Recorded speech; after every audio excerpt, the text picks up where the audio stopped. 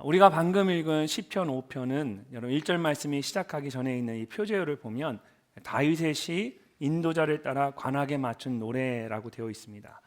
이 시편이 다윗에 의해 쓰여진 것이고 인도자를 따라 관악에 맞춘 노래라는 말은 성전에 올라갈 때에 모두가 함께 불렀던 노래라는 뜻입니다. 그렇다면 다윗은 어떤 마음으로 이 시편을 썼을까요? 그리고 우리는 어떤 마음으로 이 시편을 읽어야 할까요? 저는 개인적으로 처음에 이 시편을 읽었을 때는 어떤 이 비장함 같은 것이 또 두려움, 힘든 그런 부분들이 느껴졌습니다. 근데 묵상하면서 이 말씀을 계속 읽다 보니까 점점 더 그 말씀 속에 바로 그 안에 감사하는 마음, 또 기뻐하는 마음, 행복한 마음, 이런 기대하는 마음이 더 풍성한 마음이 있는 것을 깨닫게 되었습니다. 처음에 보면 다윗이 여호와여라고 하나님의 이름을 부르면서 나의 말에 귀를 기울이사 나의 심정을 헤아려 주소서라는 말을 합니다. 또 내가 부르짖는 소리를 들으소서라는 말도 합니다. 이렇게 계속해서 하나님을 부르는 것을 보면 뭔가 다급한 상황 가운데 있다라는 것을 알 수가 있습니다. 그러면서 오만한 자들, 행악자들, 거짓말하는 자들 등 여러 악한 자들에 대한 말을 합니다. 그리고 7절에서는 오직 나는이라고 말합니다. 이전에 시편 3편과 4편에서 말했던 것처럼 수많은 대적들 가운데 둘러싸여 있는 것 같은 그런 어려운 상황인 것을 알 수 있습니다. 근데 그 다음 8절 말씀을 보면 다윗이 그런 상황 가운데서 이렇게 고백을 합니다. 여호와여 나의 원수들로 말미암아 주의 의로 나를 인도하시고 주의 길을 내 목전에 곧게 하소서. 원수들이라고 말을 했는데 히브리어로 이 말을 보니까 보다 관찰하다라는 뜻을 가진 동사에서 나온 단어입니다. 그러니까 여기서 원수는 어떤 사람이냐면 악한 마음을 가지고 나를 지켜보는 사람들을 말하는 것입니다. 누군가가 여러분을 주목해서 바라보고 있다라고 한번 생각해 보십시오. 그런데 좋은 마음으로 바라보는 것이 아니라 악한 마음으로 여러분을 지켜보고 있는 것입니다.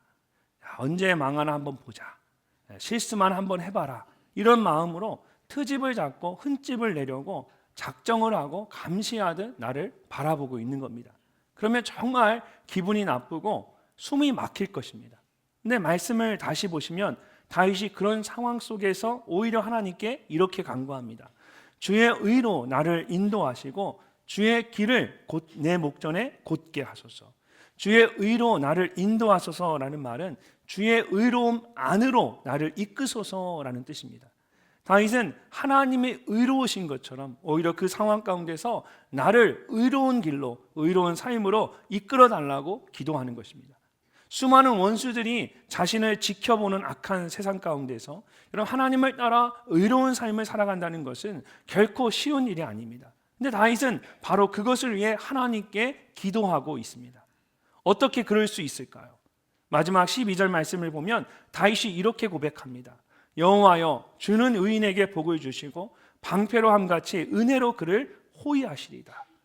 다윗에게는 분명한 확신이 있었던 겁니다. 그것은 하나님을 따라 의로운 삶을 살아가면 하나님께서 나에게 복을 주시고 나를 지켜주신다라는 확신이었습니다. 그래서 악한 자들이 가득한 세상 가운데서 그는 홀로 끝까지 의로운 자로 살아가기를 원했던 것입니다. 이것은 오늘날 우리의 삶 가운데도 마찬가지입니다. 세상 사람들이 예수 믿는 우리를 지켜보고 있습니다. 선한 마음도 있겠지만 사실 부정적인 생각으로 바라보는 사람들이 훨씬 더 많습니다. 그런 상황 속에서 예수님과 같은 마음으로 의로운 삶을 살아간다라는 것은 결코 쉬운 일이 아닙니다. 그럼에도 불구하고 우리가 세상 사람들과 구별된 믿음의 삶, 거룩한 삶, 의로운 삶을 살아가는 것은 하나님께서 그런 사람에게 주시는 특별한 은혜가 있다라는 것을 믿기 때문입니다. 그래서 다윗은 힘든 상황 속에서 끝까지 주의 의로 나를 인도해 달라고 간구할 수 있었습니다. 그렇다면 주의 의를 따라 살아가는 사람에게 주시는 특별한 하나님의 은혜는 구체적으로 어떤 것일까요? 먼저 우리가 의로운 자로 살아갈 때에 하나님께서는 우리에게 주께 기도하며 하루를 시작하는 은혜를 경험하게 하십니다. 다윗이 오직 나는이라고 말한 것처럼 악한 세상 가운데 홀로 의로운 자로 살아간다면 얼마나 힘들고 외롭겠습니까? 근데 그럴 때에 가장 먼저 나오는 것이 기도입니다. 그래서 오늘 말씀을 보면 시편 5편이 가장 먼저 기도에 대한 말씀으로 시작되는 것을 볼 수가 있습니다. 1절과 2절 말씀을 우리 함께 한번 읽어보도록 하겠습니다. 여호와여 나의 말에 귀를 기울이사 나의 심정을 헤아려 주소서. 나의 왕 나의 하나님이여 내가 부르짖는 소리를 들으소서. 내가 주께 기도하나이다. 아멘. 다윗이 내가 주께 기도하나이다 라고 말하는데 그 전에 하나님의 이름을 부르면서 귀를 기울이소서, 헤아려 주소서, 들으소서 이렇게 3번이나 들어달라는 말을 반복해서 말하고 있습니다. 이것은 그만큼 기도하는 그 마음이 간절했다라는 뜻입니다. 물론 우리가 가만히 있으면 하나님께서 우리의 기도를 듣지 않으시고 우리가 부르짖으면 하나님께서 우리의 기도를 들으시는 것은 아닙니다. 그러나 예수님께서 기도에 대해 말씀하시면서 구하라, 찾으라, 두드리라 말씀하셨던 것처럼 구할 때에 주시는 것이고 찾을 때에 찾는 것이고 두드릴 때에 열리는 것입니다. 그러므로 다윗처럼 간절하게 기도해야 할 때에는 간절하게 기도할 수 있어야 합니다. 여러분, 우리 교회 가운데 기도의 자리들이 있습니다. 새벽 기도의 자리도 있지만 특별히 이번 주부터 목요 중보 기도회가 시작됩니다. 우리 자매님들이 매년 봄과 가을에 계속해서 함께 모여서 목요일마다 뜨겁게 하나님께 기도하며 나라와 민족을 위해서, 가정을 위해, 교회를 위해 계속해서 기도하고 있습니다. 이제 이번 주부터 다시 올해 목요 중보 기도회가 시작이 됩니다. 여러분, 많은 자매님들 이 자리를 귀히 여기시고 가정을 위해서, 자녀들을 위해서, 또 교회를 위해, 하나님의 나라를 위해 이 목요 중보 기도회에 함께 오셔서 함께 기도하실 수 있기를 바랍니다. 우리 형제님들, 그럼 우리는 언제 기도하느냐 아쉬워하지 마시고 여러분을 위해 금요 성령 예배가 있습니다. 금요 성령 예배에 여러분이 나서서 아내에게, 자녀들에게 우리 오늘 금요일 저녁에 교회에 가서 기도하자 그러면 얼마나 좋아하겠습니까? 여러분, 함께 온 가족이 나오셔서 금요일날 저녁에 뜨겁게 부르짖는 그 기도의 자리에 나오셔서 기도하십시오. 여러분에게 기도의 제목을 주실 때에는 하나님이 기도하라고 제목을 주시는 거예요. 나의 자녀들을 위하여, 나의 삶의 문제를 위하여 그냥 가만히 혼자 고민하지 마시고 다윗이 하나님을 나와 간절히 부르짖으며 기도했던 것처럼 금요 성령 예배에, 목요 중보 예배에 기도의 자리에 나오셔서 함께 기도하시는 여러분 되시기를 바랍니다. 방금 읽은 말씀을 보면 다윗이 하나님께 나의 말에 귀를 기울이사 나의 심정을 헤아려 주소서라고 말합니다. 여기서 이 심정이라고 번역한 말은 속삭이다, 중얼거리다, 묵상하다라는 뜻을 가진 히브리어 동사에서 나온 단어입니다. 미처 말로 표현할 수 없어서 마음속으로 중얼거리거나 가슴이 너무 아파서 탄식하며 기도하는 것을 표현하기 위해서 일부러 이런 단어를 사용한 겁니다. 그래서 새번역 성경은 이 말씀을 나의 신음소리라고 번역을 했고 공동번역 성경은 나의 한숨이라고 번역을 했습니다. 그리고 현대인의 성경이나 다른 영어 성경들은 모두 나의 탄식이라고 번역을 했습니다. 실제로 사람이 너무 마음이 아프거나 절박하면 오히려 목소리가 입 밖으로 나오지 않을 때가 있습니다. 마음속으로 크게 탄식하며 기도하는 겁니다. 대표적인 예가 사무엘상 1장에 나오는 한나의 기도입니다. 한나는 아이를 낳지 못해서 너무나 괴로웠습니다. 그래서 성전에 올라가서 하나님께 간절히 기도했습니다. 그가 여호와 앞에 오래 기도하는 동안에 엘리가 그의 입을 주목한즉 한나가 속으로 말하며 입술만 움직이고 음성은 들리지 아니하므로 엘리는 그가 취한 줄로 생각한지라. 엘리 제사장이 가만히 보니까 한나가 오랜 동안 기도하고 있는데 아무 소리도 들리지 않는 겁니다. 입은 중얼중얼 거리는데 소리가 들리지 않으니까 엘리 제사장은 그냥 간단하게 술에 취했구나, 졸고 있구나 이렇게 생각한 겁니다. 근데 그게 아니었죠. 한나가 얼마나 간절히 기도했으면 말이 밖으로 나오지 않고 입 안에서 도는 겁니다. 그러니까 그만큼 괴롭고 절박했던 겁니다. 오늘 말씀 속에서 다윗의 마음도 그와 같았습니다. 세상 사람들은 이해하지 못하더라도 하나님께서는 이해하실 것이라는 마음으로 탄식하듯 나의 말에 귀를 기울여 주시고 나의 마음을 헤아려 달라고 간절히 그가 하나님을 부른 것입니다. 그러면서 그 다음 2절에서는 내가 부르짖는 소리를 들으소서라고 말합니다. 여기서 이 부르짖는 소리라는 말은 도움을 요청하는 큰 외침을 의미합니다. 그래서 공동번역 성경은 살려달라 애원하는 이 소리라고 번역을 했고 영어 성경은 My cry for help, My cry, 나의 울부짖음이라고 번역을 했습니다. 앞에서는 탄식하듯 마음속으로 간절하게 기도했다면 이번에는 정말 다급하게 도움을 청하듯 온 힘을 다해 크게 소리를 지르며 기도한 겁니다. 여러분, 이런 것을 보면 지금 다윗이 정말 얼마나 절박하고 급박한 상황 속에서 하나님의 이름을 부르고 있는지를 잘 알 수가 있습니다. 이처럼 악한 세상 가운데서 정말 의로운 자로 살아간다는 것은 이건 정말 괴롭고 힘든 일입니다. 그런데 여기까지가 다윗이 처한 상황이고, 그 다음 말씀을 보면 그런 힘든 상황 속에서 다윗이 아주 놀라운 믿음의 고백을 합니다. 자, 3절 말씀을 함께 읽어보겠습니다. 여호와여, 아침에 주께서 나의 소리를 들으시리니 아침에 내가 주께 기도하고 바라리이다. 아멘. 다윗은 아침에 주께서 나의 기도를 들으시리니 라고 말합니다. 여기에 아침에라는 말은 히브리어로 보케르라는 단어입니다. 근데 이것은 그냥 단순히 시간적인 것만을 의미하는 것이 아닙니다. 깜깜한 어둠 속에서 마침내 새벽동이 환하게 밝아오는 것처럼 모든 어두움이 다 떠나가고 빛이 임하는 그런 중요한 순간을 말하는 것입니다. 그래서 오래전부터 이스라엘 사람들은 어떤 중요한 일을 할 때에 이 보케르의 때에 맞춰서 아침 일찍 일어나곤 했습니다. 대표적인 예로 성경을 보면 아브라함이 하나님의 말씀을 따라서 아들 이삭을 바칠 때에 아브라함이 아침 일찍 일어나라고 말합니다. 또 여호수아와 이스라엘 백성들이 40년 만에 처음으로 요단강을 건너서 가나안 땅으로 들어갈 때에도 여호수아가 아침에 일찍 일어나서라고 말합니다. 또한 하나님의 말씀을 따라 여리고성을 돌 때에도 마지막 7바퀴를 도는 날에는 여호수아가 아침에 일찍이 일어나서라고 말합니다. 여기서 아침에 일찍이라는 말은 그냥 아침에 일찍 일어났다는 뜻이 아닙니다. 이 아침에 일찍이라는 말은 이 아침이 하나님의 때, 보케르의 때라는 겁니다. 하나님이 새롭게 일하시는 새, 내 인생의 모든 어둠을 몰아내고 밝은 빛을 비춰주시는 결정적인 순간이라는 겁니다. 여러분, 이렇게 구약 성경에서 이른 아침은 새로운 하나님의 역사가 시작되는 아주 특별하고 중요한 때입니다. 그래서 이스라엘 사람들은 항상 이른 아침에 드리는 기도를 중요하게 여겼습니다. 하나님께서 그 기도를 들으시고 그들 가운데 새로운 일을 행한다라고 믿었기 때문입니다. 오늘 말씀을 보면 이제 다윗이 동일한 마음으로 아침이라는 말을 2번이나 반복해서 말합니다. 그러면서 하나님께 기도했습니다. 특별히 두 번째로 아침에 내가 주께 기도하고 바라리이다라고 말할 때 이 기도한다라는 말은 사실 내려놓다라는 뜻입니다.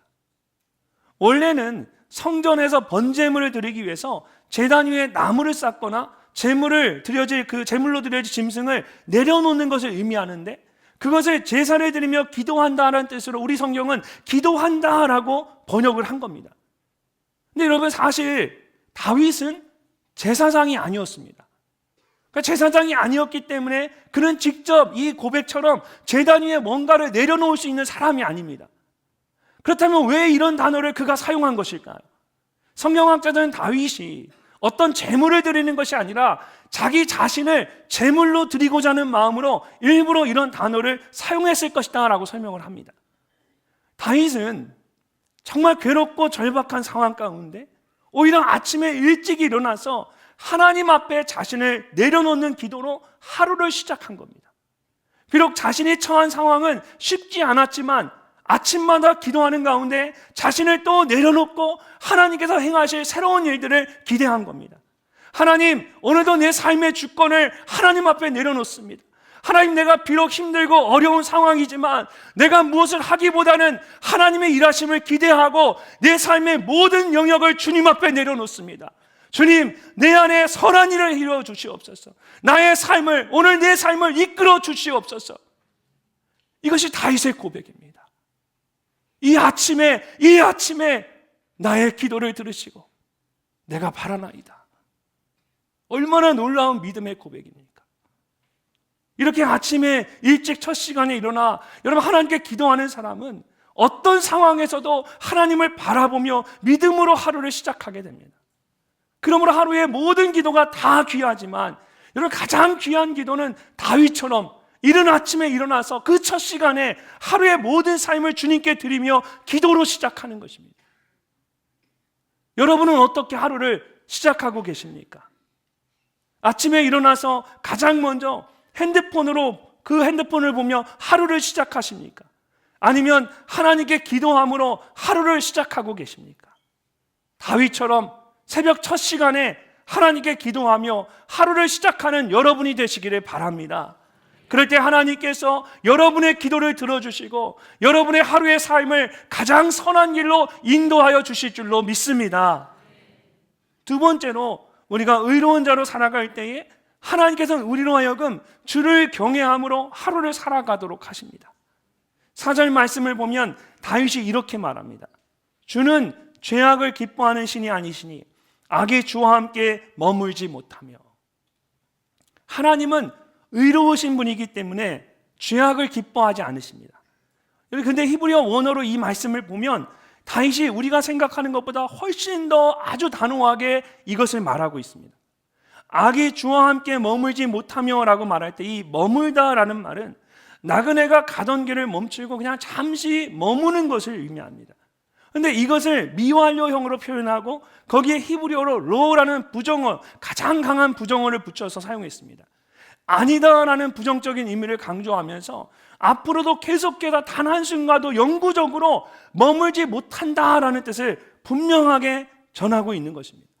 또한 이 죄악이라는 말과 악이라는 말을 서로 다른 히브리어를 사용해서 이 죄는 어떤 모양이든 절대로 용납하지 않는다라는 것을 말하고 있습니다. 이처럼 하나님은 절대로 죄를 용납하지 않으시는 분입니다. 물과 기름이 서로 섞이지 않는 것처럼 단 한순간도 하나님과 죄는 함께 있는 것이 불가능합니다. 함께 있을 수가 없습니다. 그렇다면 악한 자들은 어떨까요?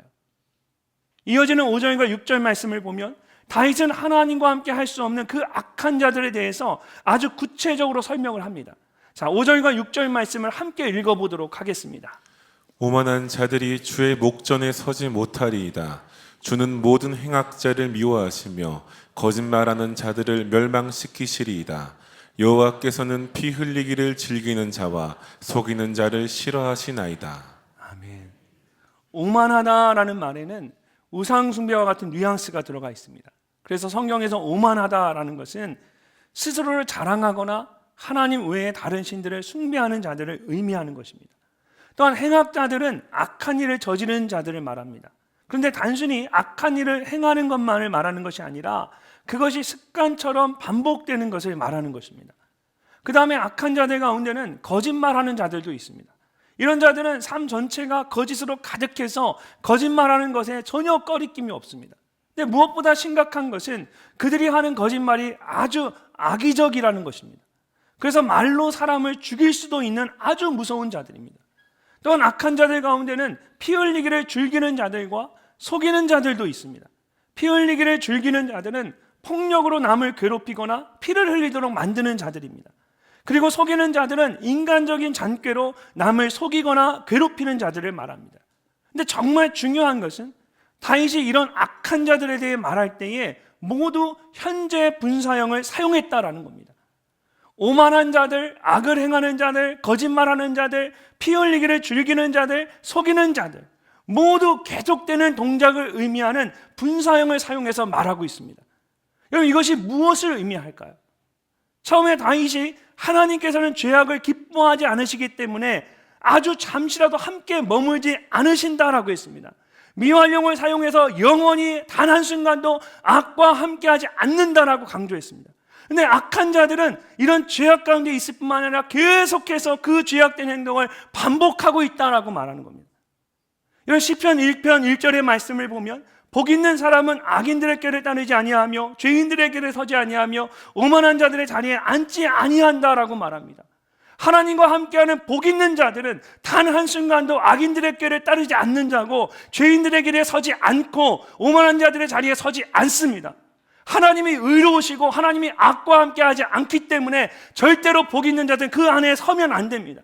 그런데 악한 자들은 어떻습니까? 그들은 계속해서 악인들의 길을 따르고 죄인들의 길에 서고 오만한 자들의 자리에 계속해서 앉는 자들입니다. 그래서 이런 자들은 바람에 나는 겨와 같고 하나님의 심판을 견딜 수 없습니다. 결국에는 하나님께 심판을 받고 멸망할 수밖에 없습니다. 지금 성경이 분명하게 하나님과 함께하는 자가 어떤 사람인지, 하나님과 함께하지 않는 악한 자들이 어떤 사람인지를 정확하게 말해주고 있습니다. 이런 사실을 안다면 우리가 어떻게 해야 할까요? 죄에 대해서 아주 단호하고 분명해야 합니다. 잠시는 괜찮다고 생각하거나 흉내만 내는 것이라고 생각한다면 그것은 뭔가 정말 잘 모르고 있는 겁니다. 하나님이 누구신지, 성경이 뭐라고 말씀하고 있는지를 정확히 모르는 겁니다. 하나님께서 죄와 잠시도 함께하지 않으시는 것처럼 우리도 죄와 함께해서는 안 된다라는 겁니다. 20세기 중국 기독교를 이끌었던 지도자들 중에 워치만 리라는 그런 사람이 있었습니다. 그가 얼마나 큰 영향력을 끼쳤으면 불과 몇 년 전에 2022년에 미국 워싱턴 DC에 있는 성경박물관에서 이 워치만 리의 순교 50주년을 기념하는 전시회가 열릴 정도였습니다. 그와 관련된 일화들 중에 어느 날 기차 여행을 하고 있을 때 있었던 일입니다. 옆에서 여러 사람들이 모여서 중국 도박인 마작을 하고 있었습니다. 많은 사람들이 둘러서서 구경하고 있는데 이 마작을 하고 있던 한 사람이 옆에 있는 워치만 리를 보면서 당신도 돈이 있으면 여기 와서 함께 합시다, 이렇게 이야기를 했습니다. 그때 워치만 리가 마작놀이를 하던 워치만 리는 이미 죽었습니다 라고 대답했다고 합니다. 여러분, 이것이 구원받은 그리스도인이 마땅히 해야 할 신앙의 고백입니다. 우리에게도 세상을 좋아하던 때가 있었습니다.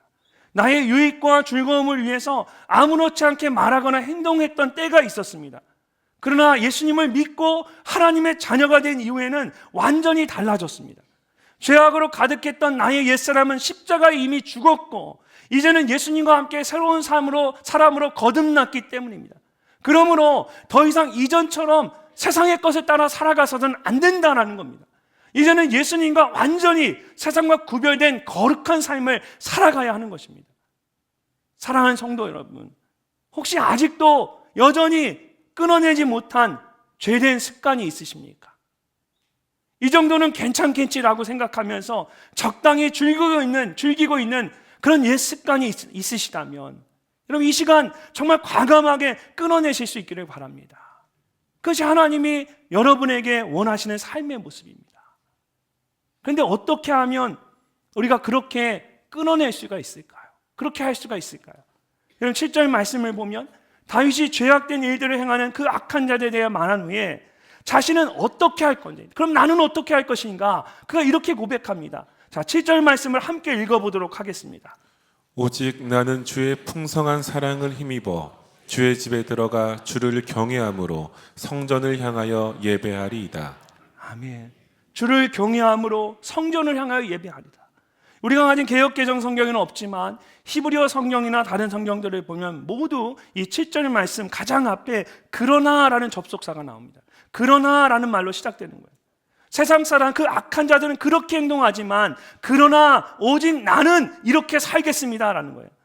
악한 자들이 아무리 그렇게 한다고 해도 그러나 오직 나는 주를 경외함으로 하나님을 예배하며 살겠습니다 라는 것입니다. 특별히 다윗이 예배하리이다 라고 말할 때 사용한 이 히브리어 단어에는 구부리다 라는 의미가 담겨져 있습니다. 여기에 제의적 용법으로 쓰이는 접두사를 더해서 스스로 땅에 엎드리다 라는 뜻을 담았습니다. 그러니까 몸을 동그랗게 마는 것처럼 무릎을 꿇고 이마를 땅에 대고 그 땅 바닥에 앉아서 무릎을 꿇고 얼굴을 대고 엎드리는 것을 말하는 것입니다. 악한 자들은 교만함으로 가득해서 어떻게 해서든 자신을 높이려고 합니다. 근데 다윗은 겸손하게 스스로를 낮추며 하나님을 예배하겠다라고 합니다. 그 이유도 내가 훌륭해서가 아닙니다. 주의 풍성한 사랑을 힘입어 라고 말한 것처럼 하나님의 사랑이 너무나 커서 내가 저들보다 더 훌륭해서 내가 더 예수를 잘 믿어서 내가 더 도덕적으로 깨끗해서가 아니라 그와 상관없이 저 악한 자들과 상관없이 나는 그저 하나님이 내게 베푸신 그 은혜가 너무 커서 내가 온몸을 구부리고 땅에 무릎을 꿇고 머리를 대고 하나님을 예배하기를 원합니다. 내가 그 예배하는 삶을 살겠습니다. 다윗이 그렇게 고백합니다. 사랑하는 성도 여러분, 성경은 우리에게 그러므로 우리는 긍휼하심을 받고 때를 따라 돕는 은혜를 얻기 위하여 은혜의 보좌 앞에 담대히 나아갈 것이라고 말씀하십니다. 우리는 날마다 은혜의 보좌 앞으로 나아가야 합니다. 그래야 우리의 이 죄악된 사슬을 다 끊어낼 수가 있습니다. 근데 그 은혜의 보좌가 바로 예배의 자리라는 것입니다. 저희 아버지가 처음 예수님을 믿고 그 전에 그렇게 예수 믿는 걸 핍박하셨던 분인데 예수님을 믿고 은혜를 체험했어요. 구원의 은혜를 체험했어요. 1년 동안 정말 뜨겁게 은혜롭게 1년을 보내셨어요. 그러면서 저희 아버지가 저에게 이런 말씀을 하셨어요. 저희 아버지가 그전에는 세상 것 참 좋아하시던 분이에요. 사람 만나는 거 너무 좋아하시던 분이에요. 여러분 저를 보세요. 저도 사람 만나는 거 굉장히 좋아하거든요. 근데 저희 아버지는 저보다 더 좋아하셨던 것 같아요. 그 당시에. 그렇게 좋아하시던 분인데 그 아버지가 저한테 그러는 거예요. 내가 예수님을 믿어보니까 그리고 어느 날 돌아보니까 내 주변에 그렇게 즐거웠던 세상 것들이 다 끊어져 있더라.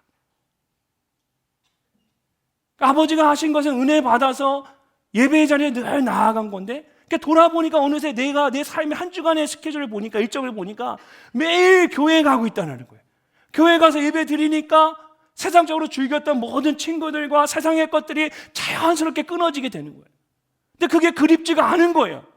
그냥 이렇게 매일매일 예배하며 주의 전에 나아가는 것이 너무 즐겁고 행복한 겁니다. 여러분 하나님의 자녀로 죄악된 모든 것을 정말 끊어내기를 원하십니까? 근데 잘 끊어지지가 않죠. 근데 끊어낼 수 있는 방법이 있습니다. 정말 거룩한 삶을 살 수 있는 방법.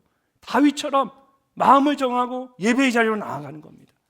여러분의 삶의 자리를 하나님을 예배하는 거룩한 예배의 자리로 구별하여 드리십시오.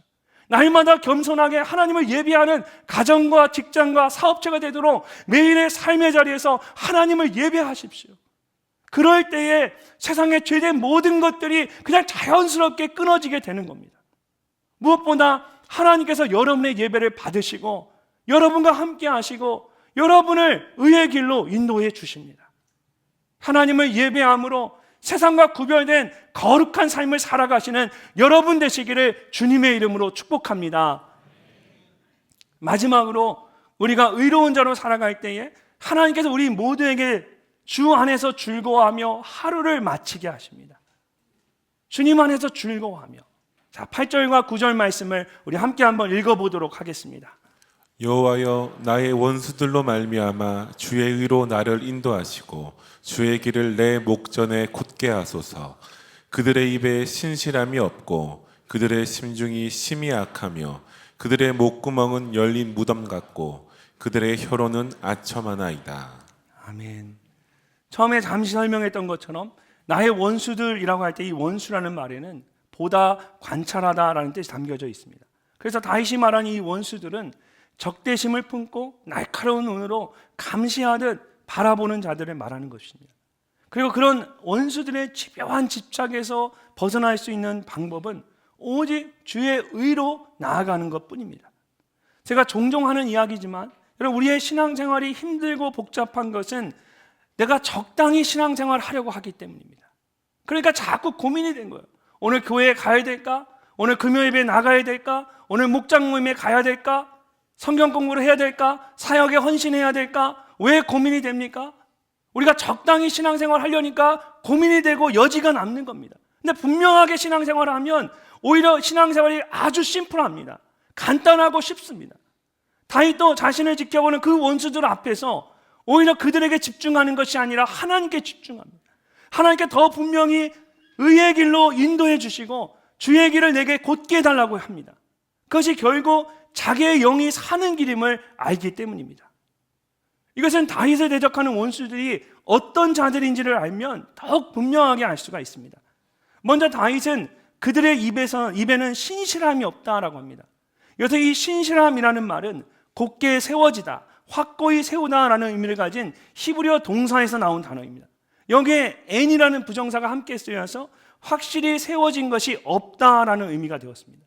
그래서 그들의 입에 신실함이 없고라는 말은 한 입으로 서로 맞지 않는 여러 가지 이중적이고 위선적인 말들을 한다라는 것입니다. 이것은 마치 야고보서 3장에서 한 입에서 찬송과 저주가 나오는 것이 마땅하지 않다라는 말하는 것과 비슷한 모습입니다. 은혜가 되지 않을 뿐더러 그 말을 신뢰할 수가 없습니다.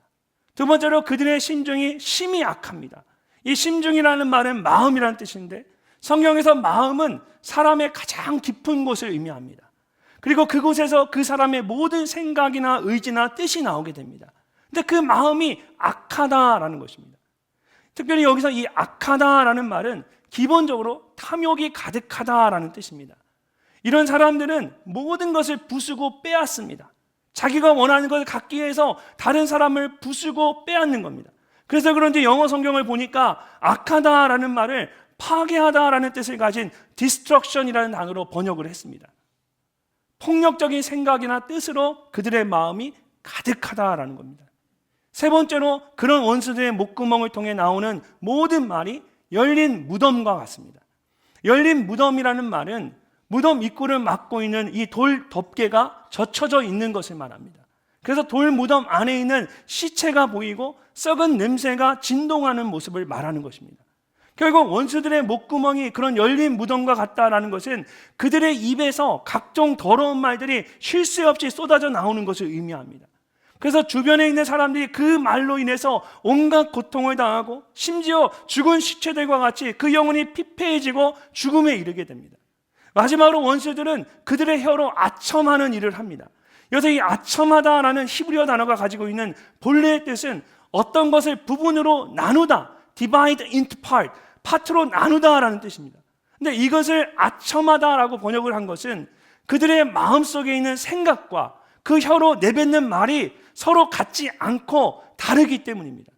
그러니까 속으로는 상대방을 조롱하고 미워하면서도 무언가를 얻어내기 위해서 좋은 말로 겉으로 그 사람을 속이는 겁니다. 그래서 처음에는 진실한 것처럼 보이지만 결국에는 그것이 속이기 위한 거짓이라는 것이 모두 드러나게 됩니다. 이처럼 원수들의 그 말과 행동은 모두 빼앗고 부수고 죽이는 것에 불과합니다. 그러므로 그런 원수를 의지하거나 따라가서는 안 된다라는 겁니다. 그렇다면 우리는 누구를 의지하고 누구를 따라가야 할까요? 자, 11절 말씀을 함께 읽어보겠습니다. 그러나 주께 피하는 모든 사람은 다 기뻐하며 주의 보호로 말미암아 영원히 기뻐 외치고 주의 이름을 사랑하는 자들은 주를 즐거워하리이다. 아멘. 주께 피하는 모든 사람은, 이 말은 하나님을 의지하는 사람들을 말합니다. 또 7절에서 말하는 것처럼 주의 풍성한 사랑을 받은 사람들입니다. 다윗은 그런 모든 사람들이 기뻐하며 기뻐 외치고 즐거워하리이다 라고 말합니다. 이 한 절의 짧은 말씀 속에 기뻐한다라는 말을 3번이나 반복해서 기쁨을 강조하고 있습니다. 특별히 이것은 점점 더해지는 그 기쁨을 말하고 있는 겁니다. 처음에 기뻐하며 라는 말은 그냥 단순히 기뻐하는 것, be glad를 말합니다. 그런데 두 번째 기뻐 외치고 라는 말은 기쁨으로 노래하는 것, sing for joy입니다. 그리고 마지막에 세 번째 즐거워하리라는 말은 기쁨이 충만해서 그 기쁨을 이기지 못해서 기뻐 뛰며 사슴처럼 껑충 뛰며 즐거워하는 것, rejoice입니다. 이처럼 주님을 의지하는 사람들에게 기쁨이 있는데 그 기쁨이 세상과 비교할 수 없는 기쁨이라는 겁니다. 그 기쁨이 glad, 기뻐하는 것을 시작해서 즐거워 기쁨으로 노래하는 것, sing for joy, 그리고 즐거워하리라 기뻐 뛰며 rejoice하는 그 기쁨이 점점 더 커져가고 더해지는 그 엄청난 기쁨을 말하는 겁니다. 주께 피하는 자에게는 이런 기쁨을 준다라는 거예요. 여러분, 빌립보서 4장 4절에서 바울은 빌립보 교회 성도들에게 주 안에서 항상 기뻐하라, 다시 말하노니 기뻐하라고 말합니다. 근데 이 말을 할 때에 바울은 로마 감옥에 갇혀 있었습니다. 깊은 감옥에 갇혀서 쇠사슬에 묶인 채로 죽음을 기다리고 있었습니다. 근데 그런 바울이 감옥 밖에 있는 빌립보 교회 성도들을 향하여 항상 기뻐하라고 말하고 있는 겁니다. 사실 이 기쁨은 여러분 감옥 안에 있는 사람이 할 수 있는 말이 아닙니다.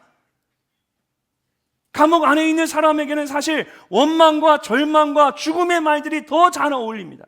근데 바울은 그런 감옥 안에서도 감옥 밖에 있는 사람들을 향하여서 그가 할 수 없는 그 기쁨의 말들을 하고 있는 겁니다. 어떻게 그럴 수가 있을까요? 그것은 그가 주 안에서 항상 기뻐하라고 말하고 있는 것처럼 감옥 안에 있지 않고 주 안에 있었기 때문입니다. 그는 감옥 안에서도 주님 안에 있었습니다. 그래서 절망하지 않고 기쁨을 이어갈 수 있었던 것입니다. 주님을 따라 의의 길을 걷는 자들도 마찬가지입니다. 그들은 모두 주님 안에 있는 자들입니다. 다윗이 원수들과 대적 가운데 둘러싸여 있는 것 같지만 상황은 그런 상황이었지만 지금 다윗은 원수들과 대적들 가운데 있는 것이 아니라 이 다윗은 그 가운데서 주님 안에 있는 겁니다. 주께 피했기 때문에, 주를 의지하기 때문에 그가 그 상황 속에서 기쁨을 노래할 수 있는 겁니다. 여러분의 삶이 바로 그런 기쁨으로 가득 차기를 원하십니까? 여러분, 그렇다면 주님 안에서 사십시오. 비록 대적과 원수들이 내 삶을 둘러싸고 있다고 해도 그 원수들 바라보지 말고 여러분 안에 있는 주님을 바라보십시오. 그리고 그 주님을 따라 의의 길을 한 걸음 한 걸음 걸어가십시오. 그러면 주님께서 기쁨으로 여러분의 삶을 가득 채워 주실 것입니다. 이번 한 주간도 주님 안에서 기뻐 춤을 추며 뛰는 여러분 되시기를 주님의 이름으로 축복합니다. 시편 5편 말씀을 묵상하면서 처음엔 다윗이 그 악한 가운데서, 그 힘든 가운데서 정말 힘겹게 의의 길을 걸어간다고 생각했습니다. 근데 시편 5편 말씀을 묵상하고 또 읽고 묵상하다 보니까 다윗은 그 속에서 하나님을 더 깊이 만나고 있었습니다.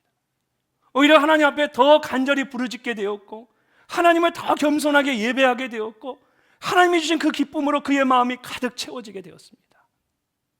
비록 그의 육신은 힘들고 그의 삶은 고단했지만 그는 영적으로 하나님의 은혜를 마음껏 누리는 행복한 삶을 살고 있었던 겁니다. 우리의 삶도 마찬가지입니다. 내가 주를 위해서 의로운 자로 살아간다고 생각했는데 사실은 그렇지 않다라는 걸 우리가 깨닫게 됩니다. 오히려 그것이 내게 은혜임을 알게 됩니다. 다윗이 고백한 것처럼 내 삶의 여정으로 인하여서 내가 하나님께 더 기도하고 더 겸손하게 하나님을 예배하고 하나님이 주시는 그 기쁨을 더 풍성히 누리며 살아가고 있기 때문입니다. 이처럼 주를 위하여 살아간다는 것, 주의 의의 길을 걸어간다는 것은 고난이 아니라 오히려 놀라운 하나님의 은혜입니다. 이번 한 주간도 주의 의를 따라 살아가는 여러분 모두가 되시기를 바랍니다. 그래서 의로운 자에게 주시는 그 하나님의 특별한 은혜를 마음껏 누리며 살아가는 여러분 모두가 되시기를 주님의 이름으로 축복합니다.